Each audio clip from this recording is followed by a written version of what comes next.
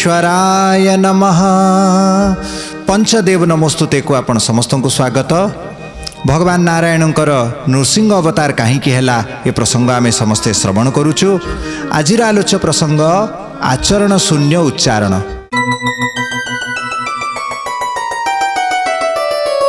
दुनिया रे गोटे कथा प्रसिद्ध अच्छी, आपने आचरी धर्म अपरे शिखान, आगे निजे आचरण करिकी अन्य मानकु शिक्षा देवाटा उचित।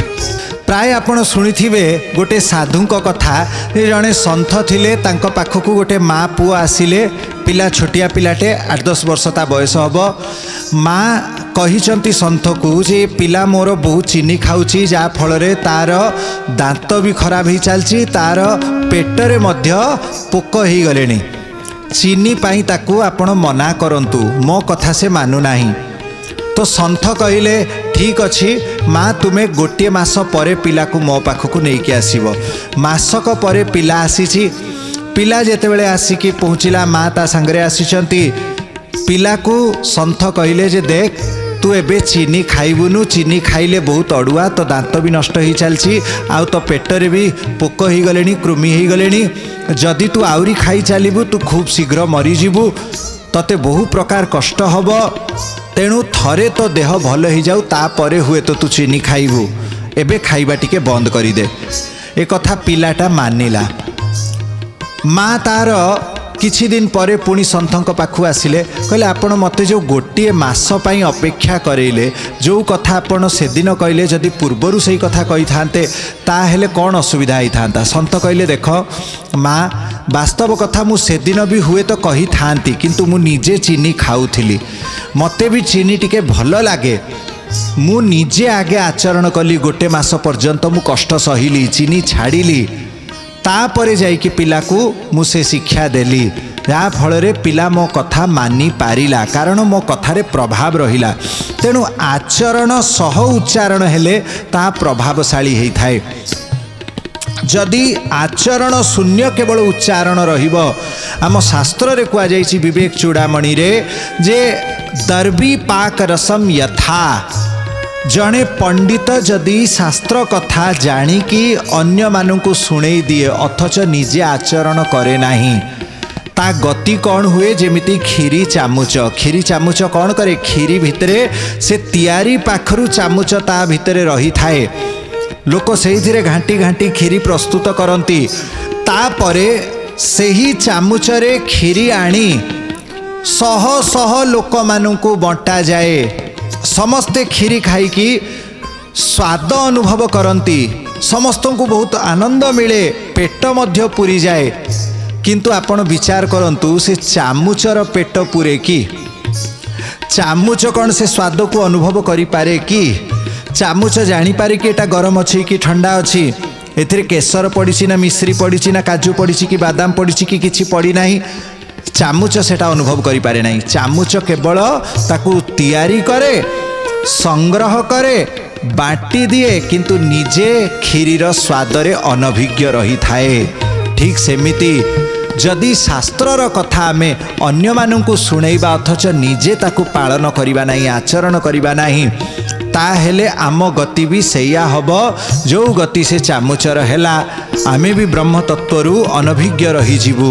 आज हिरण्यकश्यपु आसीची निज घर को, देखुची हिरण्याक्षर बध परे तार अंत्येष्टि क्रिया संपन्न हो सारी, तार 9-10 जन पुत्र एवं तांकर अर्धांगिनी रुषा भानु बहुत व्याकुल अछंती, तांको समस्त राणी माने क्रंदन करू थांती। हिरण्यकश्यप कहूची, हे माँ, हे भ्रातृवधू, हे पिला माने तुमे काहे की शोक करूच? आम भाई हिरण्याक्ष को विष्णु जो बध करिछि, वास्तव रे हिरण्याक्ष कौन मरीगला? ना ना, से मरी नाही, से वीरगति प्राप्त करिछि। वीर की प्रकार मृत्यु आशा करि थांती? वीर चाहे वीरगति। वीरगतिर अर्थ कौन? शत्रु मानकर गर्व को भांगी देई, तांकर सेना को पराभूत करि देई शेषरे शत्रु हाथ रे मरिबा, यह ही वीरंकर ईप्सित। वीर कौन बुढ़ा है रोगाक्रांत है मृत्युवरण करने कौन भल पाती नाई युद्धरे मरण ही वीरंकर सद्गति एवं जे वीरगति प्राप्त हुअन्ति जे युद्धरे मरती से स्वर्गरे निवास करती तेणु तार मरणे चिंता नाही स्वर्गे बसिला मोर भाई से स्वर्गरे रहिछि से आम समस्तंकु देखुछि आमे सिना तांकु देखि पारुनाहु हिरण्याक्षर शरीर सिना समाप्त हो गला कौन आत्मा समाप्त होइछि नाही आत्मा अमर अजर तेरु हिरण्यकश्यपु कहूछि सुन ये संसार अनित्य पंचभूतरे गढ़ा ये संसार पंचभूत निर्मित सेमिति ये शरीर मध्य पंचभूत निर्मित ये संसार जेमिति नश्वर ये शरीर मध्य नश्वर जे जन्म होइछि तार मृत्यु निश्चित हब जातस्य ही ध्रुवो मृत्यु जे जन्म होइछि से निश्चय मरिब ये शरीर केवल मरी थाए आत्मा मरी न थाए ये शरीर मध्य निरंतर परिवर्तनशील हिरण्यकश्यप कहूछि देखंतु ये नख बढ़ुछि केश बढ़ुछि कौन पाई बढ़ुछि कारण या भितरे प्रति मुहूर्त प्रति क्षण पुरातन कोष गुड़ा सबू नष्ट ही चलती नूतन कोष निर्माण हुअन्ति आमे जो भोजन करुचु ता भितरे पंचभूत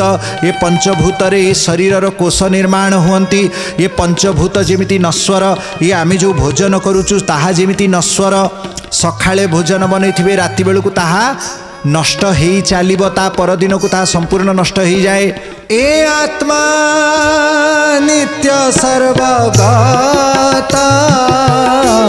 अव्यय शुद्ध गुण सत्व गोविंद गोविंद गोविंद पदुगाळुछि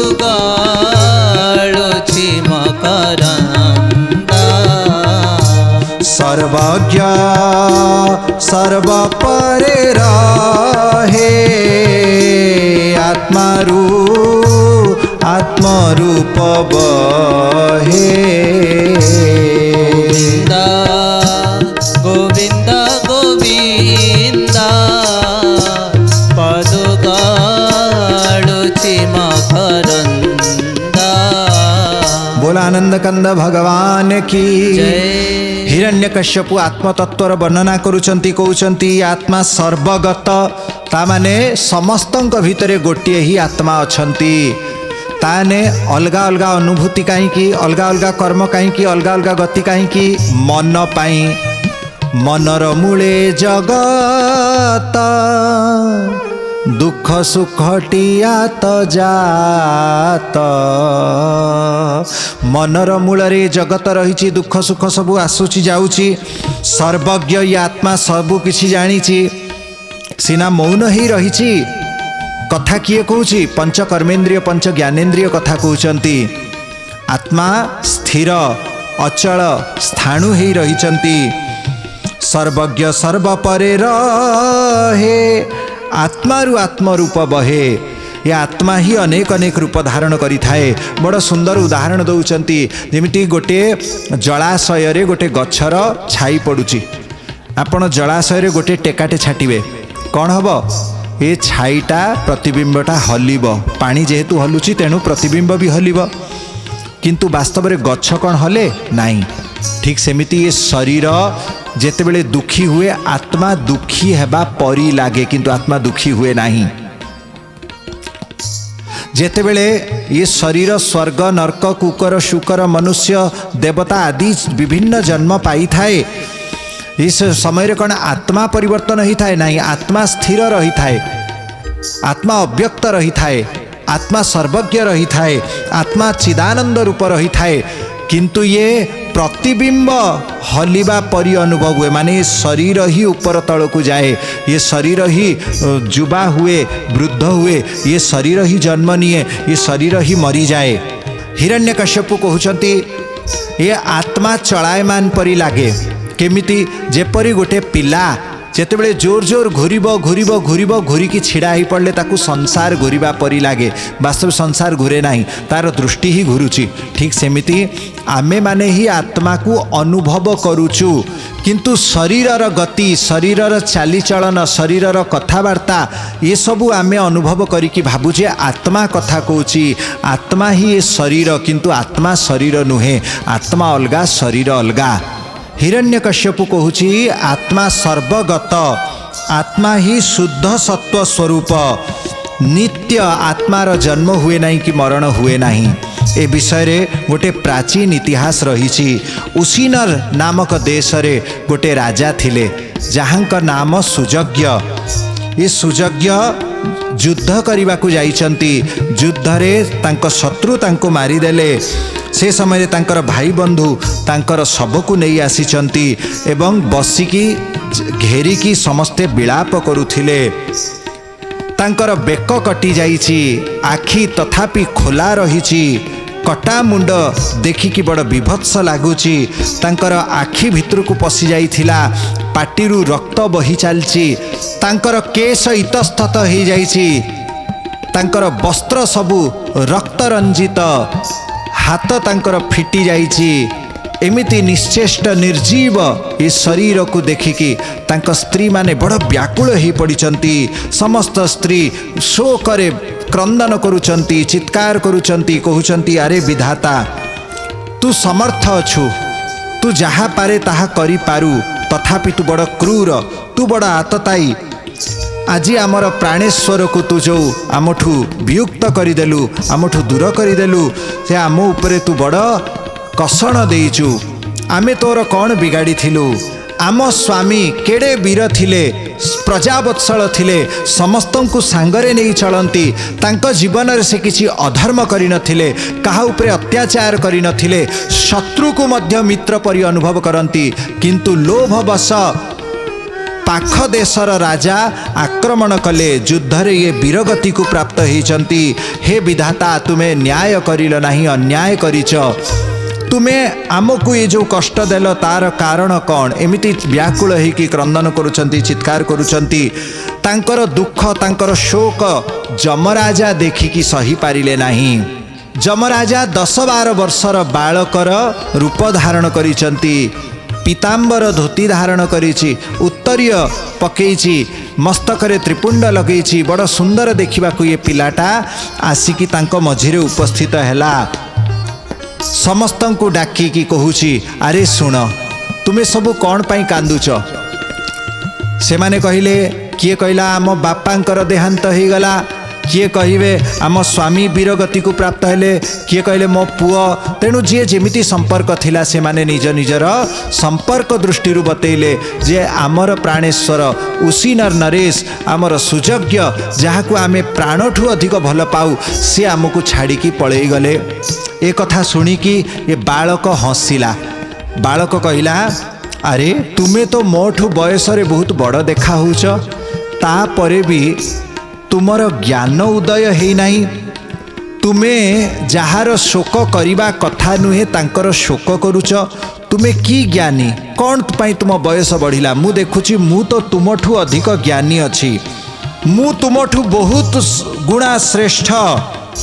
ବହୁ କମ୍ ବୟସରେ ମୋ ମାତା ପିତାଙ୍କ ଦ୍ୱାରା ମୁଁ ତ୍ୟକ୍ତ ହେଲି। ମୋ ମାତା ପିତା କେଉଁଠି ଗଲେ? ସେ ଜୀବିତ ଅଛନ୍ତି କି ମରିଗଲେଣି ତାହା ମଧ୍ୟ ମୁଁ ଜାଣିନାହିଁ। ମୁଁ ବଣରେ ହିଁ ପତ୍ର ପୁଷ୍ପ ଫଳ ଆଦି ଖାଇକି ନିଜ ଶରୀର ଚଳଉଛି। ବଣରେ କେତେ ହିଂସ୍ର ଜନ୍ତୁମାନେ ଅଛନ୍ତି, ସେମାନଙ୍କ ପାଖରେ ରହିକି ବି ମୋତେ ଡର ଲାଗେ ନାହିଁ, କାରଣ ମୁଁ ଜାଣିଛି ପଥିଚ୍ୟୁତಂ ତିଷ୍ଠତି ଦିଷ୍ଟରକ୍ଷିତଂ ଗୃହେ ସ୍ଥିତಂ ତଦ୍ବିହିତଂ ବିନଶ୍ୟତି ଜୀବତ୍ୟନାଥୋପି ତଦୀକ୍ଷିतो ବନେ ଗୃହେପି ଗୁପ୍ତୋସ୍ୟ ହतो ନ जीवति। अरक्षितं तिष्ठति दैव रक्षितं सुरक्षितं दैव हतं विनश्यति। काहार जन्म मरण, काहार संजोग वियोग, काहार रोग शोक, काहार दुख सुख, ये सबू पछरे कारण है दिष्ट बा दैव। दैव दौड़ी मनीष गाई जेणे टाणई तेणे जाई ये जो कथा कुआ जाइछि यह पूर्ण सत्य। वास्तव आम जन्म जन्मांतरर कर्म फल ही आमे शरीर पाई थाउ। जार जोठी कर्मर संजोग रही थाए से सेठी जन्म हब। जहाँ जहाँ से आचरण करी आसीछि पूर्व जन्म रे तार प्रतिफल से पाइब। जदि काहाकु दुख देई थाए से दुख पाइब, जदि सुख देई थाए सुख पाइब। पूर्व जन्मर कर्म फल रे प्राणी माने मिसंती। बालक कहउचंती हे राणी माने तुमे जहाकु निजर स्वामी बोली की जानी थिलो से तो तुम सामना रे पड़ीछि, तुमे कांदुच काहीकि? आउ जदि कहब ना आमे तार आत्मा को स्वामी बोली भाबुछु ताहेले आत्मा को तो ना तुमे केबे देखिथिलो ना केबे शुणिथिलो ना ता संगरे कथा हेइथिलो ना केबे ताकू अनुभव करिथिलो, ताहेले आ कांदुच कौन पाई? बड़ सुंदर कथा जमराजा कहउचंती बालक रूपरे। बालक रूपरे जमराजा कहउचंती देख आत्मा को तुमे जदि स्वामी कहउच तुमे कौन आत्मा को देखिथिलो? आत्मा कोठू आसीथिला कोठी की गला ताहा तुमे जानी ना हो। तुमे शरीर को देखुथिलो से शरीर तुम पाखरे रहिछि, ताहेले कांदुच कौन पाई? जे प्राणी जहु आसीथिला कर्म संगते करी खेला। गोविंद गोविंद गोविंद पदुगाळुचि मकरंद। तही की गला कर्म अंते जानी न जानती के मनते। गोविंद गोविंद गोविंद पदुगाळुचि मकरंद। आत्मा सकल देह थाई शरीरु भिन्न से अटाई। गोविंद गोविंद गोविंद वृंदावन चंद्र। तेणु आत्मा शरीर ठारू भिन्न तत्व, आत्मा नित्य सर्वगत। आपण जो मृत्यु भावुचंती ये शरीरर मृत्यु, ये शरीर तो मृत पूर्वरु ही यहाँ पंचभूतरे गढ़ाई थिला, एबे भी पंचभूतरे अच्छी शेषकु पंचभूतरे विलीन ही जीव। आत्मा किंतु पंचभूतरे गढ़ा नुहे। से आत्मा को केही देखी नाहांती बा सुनी नाहांती। तुमे जो शोक करुच सुजज्ञ बोली की जहाँ को कहूथिल से सुजज्ञ किए वास्तव रे कहंतु? सुजज्ञ कौन आत्मार नाम ना? कारण आत्मा ना स्त्री ना पुरुष ना से नारी ना से नर ना से नपुंसक ना से मनुष्य ना से चढ़ई ना पिंपुड़ी ना से किछि नुहे। आत्मा तो शुद्ध चैतन्य आनंद स्वरूप से परमात्मार अंश विशेष। आउ जदि शरीर को सुजज्ञ कहूच शरीर तो ये पाखरे रही तुमे कौन पाई दुख करुच? तेणु दुखर कारण किछि नाही, केवल अज्ञान ही दुखर कारण अच्छी। देख जेपर्यंत पंच प्राण पंच कर्मेन्द्रिय पंच ज्ञानेन्द्रिय बुद्धि एवं मन ये 17टी तत्व गोटे लिंग शरीर प्रस्तुत करिकी बांधी रखी थांती, से पर्यंत आत्मा माया कबलित। जेतेबेले ये 17टी तत्वरे गढ़ा लिंग शरीर जेतेबेले नष्ट ही जाए आत्मा मुक्ति पाई जाए। एही शरीर को नित्य मानिबाटा केवल दुराग्रह। ए विषय बड़ सुंदर गोटे उदाहरण मने पड़ुछि। गोटे कलसी थिला, कलसी भितरे लडू थुआ हेथिला। कलसीर मुहटा बड़ सरुआ मुह, एमिति कि गोटे लडू ही थरके बाहर। कलसी टिके हलई देले गोटे लडू बाहर। ये कलसीटा थुआ होता संजोग को गोटे मांकड़ आसला एवं से कलसी भितर हाथ पुरई देइछि। हाथ पुरई देबा परे से अनुभव कला बास्ना रे एवं छुईकी अनुभव कला गोटे लडू अच्छी, तेणु से लडूटा को धरी नेला। एबे लडू जेतेबेले धरिकी हाथ काढ़ुछि से जेहेतु अणओसारिया ता मुहटा और हाथ बाहरु नाही। एबे से मांकड़ से कलसी को धरिकी चित्कार करुच्ची, कुआडे कुआडे दौड़ुची, से हाथ बाहरु नहीं, हाथ बाहरु नहीं, हाथ बाहरु नहीं, चे चे चे चे जेते करुच्ची, अथच से हाथ बाहर करि पारु नाही। काहींकी कहिले मूल कारणटी हैला से लडूटा को छाड़ू नाही। जदि लडूटा छाड़ीदेव हाथ जमिति गलई थिला सेमिति काढ़ीदेव, किंतु लडू न छाड़बारु मांकड़र हाथ फसी रही एवं ता दुख जाऊ नाही। जेपर्यंत ये ममता रूपी लडूटा को धरी थिब, जेते तुमे चित्कार कले भी तुम शोक तुम दुख दूर हब नाही। लडू रूपी ममता को जदि छाड़ीदेव ताहेले स्वतः तुमे मुक्ति पाइजिब, तुम एबे ही दुख नाश होइजिब। ममता को छाड़। यह परे कौन प्रसंग सबू अच्छी आमे जानिबा पंचदेव नमस्तुतेर गोटे नूतन अध्याय रे। गुरुबंधेश्वराय नमः।